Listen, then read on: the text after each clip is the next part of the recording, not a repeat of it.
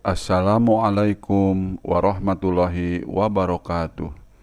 Alhamdulillah, assalatu wassalamu ala rasulillah Sayyidina Muhammad wa ala alihi wa ashabihi wa mawala.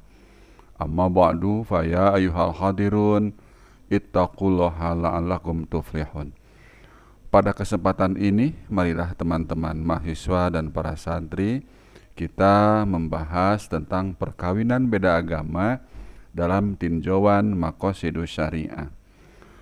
Syariat Islam diturunkan oleh Allah tidak memiliki tujuan lain kecuali sebagai rahmat bagi alam semesta.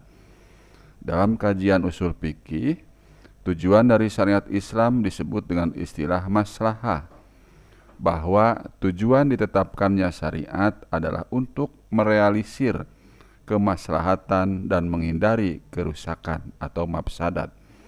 Jalbul masolih wa dar'ul mafasid. Allah menurunkan Al-Quran pada Nabi Muhammad SAW yang di dalamnya terdapat aturan-aturan dan norma-norma yang mengatur kehidupan manusia.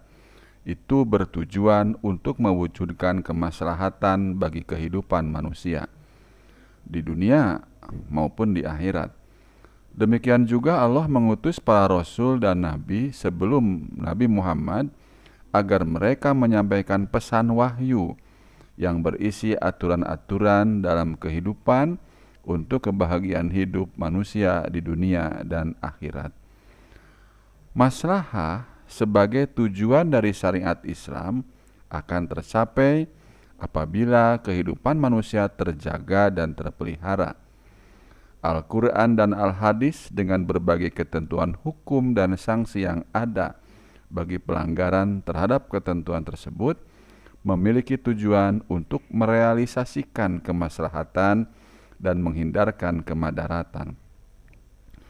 Karena tujuan dari syariat Islam adalah untuk mewujudkan kemaslahatan, maka manusia dituntut untuk berusaha mencari pengetahuan sehingga dapat mengetahui maksud dari syariat Islam itu sendiri, yaitu maqasidus syariah.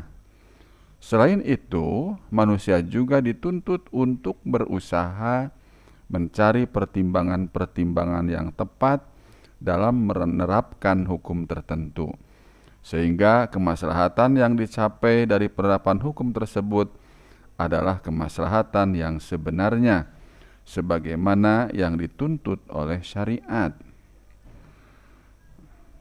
Ini menurut Yusuf Al-Qardawi dalam As-Siyasah halaman 87 dan 231.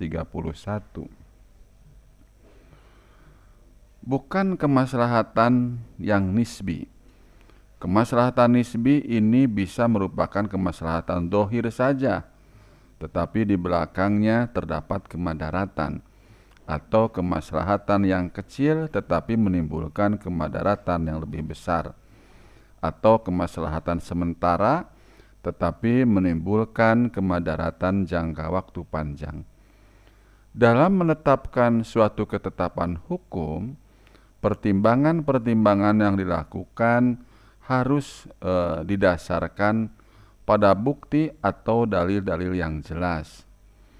Nah, ini menurut Asy-Syatibi dalam kitab Munafaqat fi Usuli Syariah juz 2, Martabat Asyarab Al-Adna tanpa tahun halaman 66.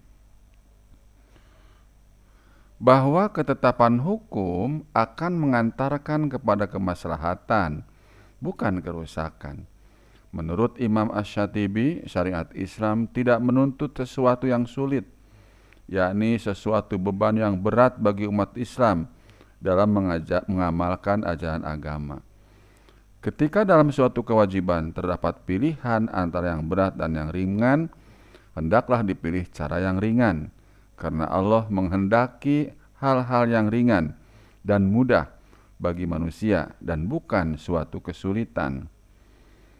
Ini juga dalam Al-I'tisam karya Asy-Syatibi juz 1 Riyad Maktabat Ar-Riyad Al-Hadisah tanpa tahun halaman 340-341. Maqasidus syariah dibagi menjadi 3 tingkatan. Pembagian ini didasarkan pada prioritas dan pentingnya tujuan tersebut. Pembagian tersebut yaitu pertama, tujuan yang bersifat daruriyah, kedua, tujuan bersifat hajiyah, dan ketiga, tujuan yang bersifat tahsiniyah. Baik teman-teman, kita lanjutkan pembahasan kita pada kesempatan ini. Selanjutnya, bahwa berkaitan dengan perkawinan beda agama. Kalau ditarik kepada umat Islam Indonesia khususnya, terjadinya perkawinan antara orang yang berbeda agama biasanya terjadi karena pemahaman dan kesadaran yang kurang terhadap persoalan agama, sehingga cenderung meremehkan persoalan agama dalam persoalan perkawinan. Padahal dalam memilih jodoh, agama merupakan faktor yang paling penting. Sebagai akibatnya, seringkali perkawinan antara orang yang berbeda agamanya tidak bisa mencapai tujuan dari perkawinan itu, yaitu untuk mencapai kebahagiaan, sakinah, mawaddah, dan rahmah dengan didasari nilai-nilai agama. Terjadinya perkawinan antara orang yang berbeda agama juga menyebabkan anak-anak bingung dalam menentukan agama mana yang harus dianut. Mereka tidak memiliki arah yang jelas dalam memilih agama, dan dalam banyak kasus mereka cenderung menganggap agama bukanlah persoalan yang prinsip di dalam kehidupan.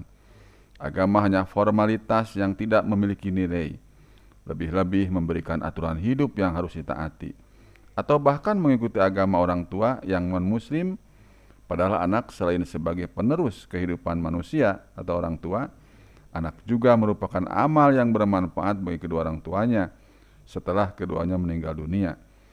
Sebagaimana hadis Nabi SAW yang menyatakan bahwa apabila seorang anak Adam meninggal dunia, terputuslah amalnya kecuali 3 hal: sedekah jariyah, ilmu yang bermanfaat, dan anaknya yang soleh yang mendoakan untuknya. Kemudian teman-teman, dalam perkawinan seperti itu, pasangan yang menganut Islam cenderung tidak bisa menjalankan agamanya secara luas dan bebas, bahkan dapat melemahkan keimanannya, sehingga hal tersebut menyebabkan iman yang dimilikinya terancam, bahkan bisa jadi kemurtadan.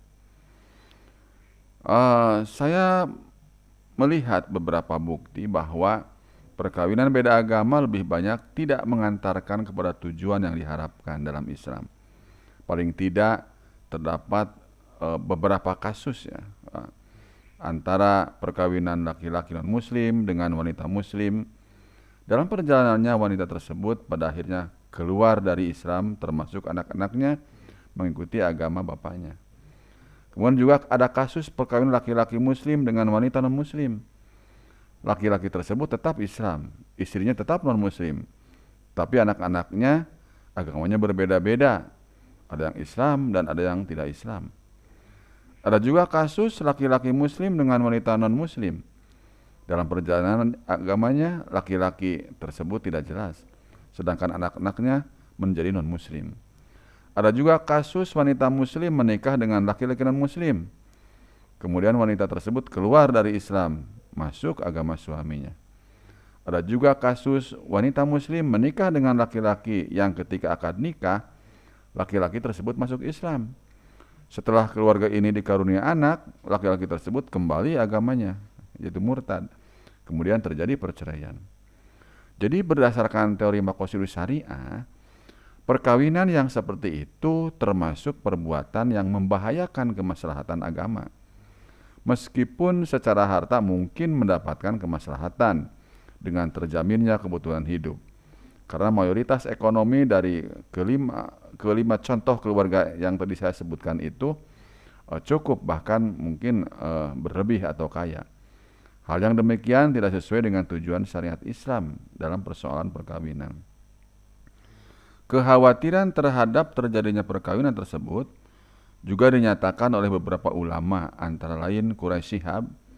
Menurutnya, perkawinan orang yang berbeda agama lebih mengantarkan kepada kemadaratan daripada kemaslahatan, sehingga harus dihindari. Perkawinan yang demikian dapat dihukumi dengan hukum haram karena menyebabkan kemadaratan yang besar. Itu Quraisy Shihab dalam wawasan Al-Quran, Bandung Mizan 1997 halaman 370. Dalam Inpres nomor 1 tahun 1991 tentang kompilasi hukum Islam pasal 40 huruf C disebutkan tentang larangan terjadinya perkawinan antara orang-orang yang berbeda agama. Ketentuan dalam pasal tersebut merupakan bentuk dari adanya keinginan dan usaha mewujudkan kemaslahatan dalam suatu perkawinan. Larangan yang sama juga dikeluarkan oleh organisasi Muhammadiyah, bahwa perkawinan antara orang yang berbeda agama bisa menjadi kendala bagi terwujudnya keluarga yang bahagia, serta bisa menimbulkan kemadaratan dan kerusakan. Karena perkawinan tersebut lebih mengarah kepada kemadaratan, maka perkawinan tersebut tidak diperbolehkan. Kaidah yang dipakai adalah pintu kemadaratan itu harus ditutup dan menolak kerusakan itu didahulukan daripada menarik manfaat. Keputusan ini merupakan keputusan Muktamar Tarjih Muhammadiyah yang ke-22 dan juga dalam Majelis Tarjih dan Pengembangan Pemikiran Islam, Pimpinan Pusat Muhammadiyah, Tafsir Tematik Al-Quran tentang hubungan sosial antar umat beragama, Yogyakarta, Pustaka tahun 2000, halaman 219 sampai 220. Kedua kaidah tersebut berbunyi ad-daruratu yuzalu dan darul mafasid aula min jalbil masolih. Bisa kita lihat dalam Ali Ahmad Ad-Nadwi dalam Al-Qawaidul Fiqhiyah Damsik Darul Qolam 197 halaman 252 dan 180.